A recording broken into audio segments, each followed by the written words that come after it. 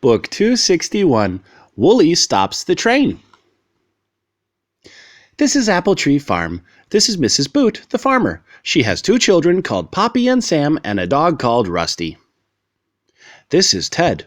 He drives the tractor and helps Mrs. Boot on the farm. He waves and shouts to Mrs. Boot. "What's the matter, Ted?" asked Mrs. Boot. "The train is in trouble. I think it's stuck. I can hear it whistling and whistling," says Ted. "We'll go and look." "Poppy and Sam can come too," says Mrs. Boot.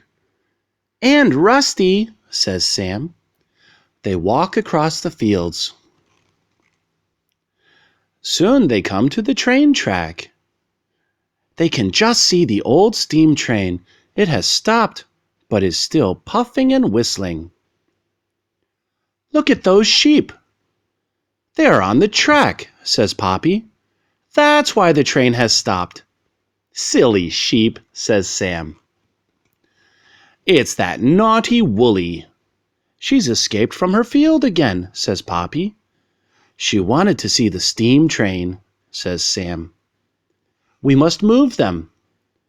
"You can help me," says Mrs. Boot. "Come on, Rusty," says Sam. They walk up to the sheep.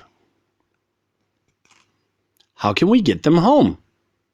"We can't get them up the bank," says Ted. "We'll put them on the train," says Mrs. Boot. "Come on, Wooly."